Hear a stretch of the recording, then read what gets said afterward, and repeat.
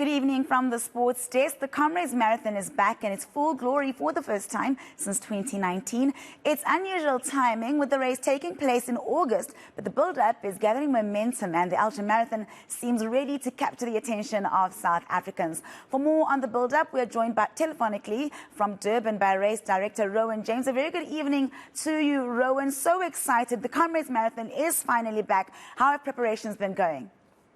Good evening. Yes, after a 2-year break, it's fantastic to have the race back again. We had the Elite Athlete Media Conference today, and it was actually interesting that number of elite athletes that were just thanking Comrades Marathon Association for bringing the race back. And in terms of my volunteer team, we've got over 3,500 volunteers that work on race day, and they've all also just been so excited to be back and doing what they do best. Rowyn, we're so used to the Comrades Marathon taking place in winter, but this time around it's taking place just as spring is approaching. How does that affect, for example, the way the runners will prepare, and does it make it a little bit more challenging in terms of preparations as well as on the race day? Is that regarding the roadworks? Sorry, I didn't get that. All right, I was saying that because the race is taking place a little bit later on in the year as spring approaches. Yes. Yeah. Got it. Yeah, so we had to move the race to August. We traditionally had it on the second Sunday in June. And the main reasons we moved it to August were a couple of this. Obviously, the unknown factor of COVID when the date is secured. That was one. And then secondly, being in June, it's basically the middle of winter. So what would end up happening is that the first hour and a half of the race in the morning is that the race is running in the dark. And then the last 45 minutes in the afternoon, it's running in the dark as well. So from a safety point of view, with all the roadworks going on the route at the moment, it was decided to rather move it to August, where those challenges with the dark won't be such a problem. Rowyn, for those who don't know or may not have an inkling of just how big this race is, how many runners have signed up and who are going to be participating on Sunday? How many runners can we look forward to seeing? Okay. So 14,589 runners will be lining up on Sunday morning, 5:30 a.m. outside the City Hall in Pietermaritzburg.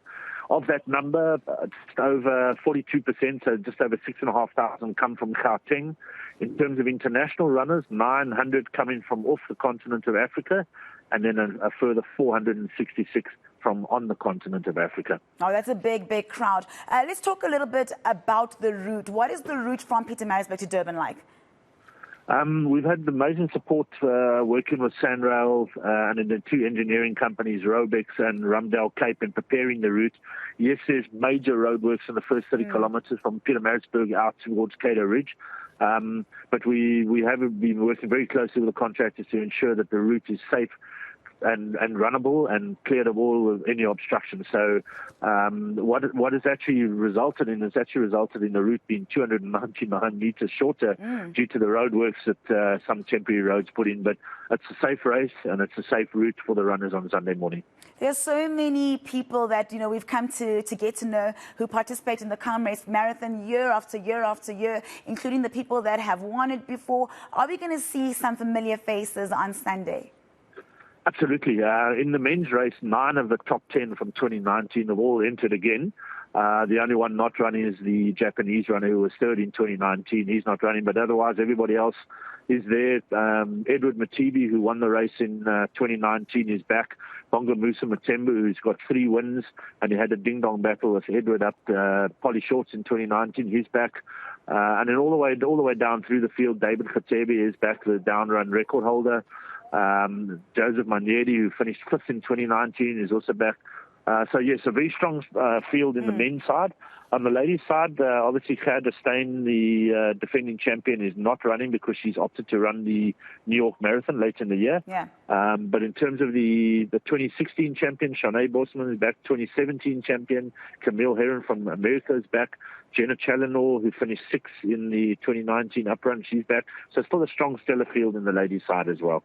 We've seen KZN has had some tough times. You're looking at the looting last year, and then there was the flooding most recently. The Comrades Marathon comes at the perfect time, doesn't it? I think everybody needs something to be excited about, especially the people of KZN. Indeed, and I think that's one of the things about Comrades. It's become part of South Africa's way of life, tapestry and culture, and it's a race that unifies the nation like no other from a point of view is that everybody on the road is equal on the day, from the company CEO right down to the unemployed person. And I think the residents along the route play a big part in that, in embracing the route. They come out and have an absolute party on the route on the day. So it's certainly become part of KZN's way of life, and indeed the whole country. I mean, if you just, as I mentioned earlier, 42%, over 6,000 runners making the trek down from Gauteng here. So very popular and an institution, 101 years that the Comrades been going. Rowyn, just lastly from me, I don't know if you can comment on this, but we do know that there's a Russian athlete who wanted to participate in the Comrades Marathon and is now challenging the decision that Russian athletes can't participate. Yes, I can comment on that. Okay. We as the event organisers take our cue from Athletics South Africa, the National Federation. We cannot make rules and regulations.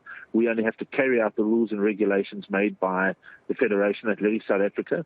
Athletics South Africa received a directive from World Athletics, which is the governing body of athletics, stipulating that it strongly recommends that Russians do not participate.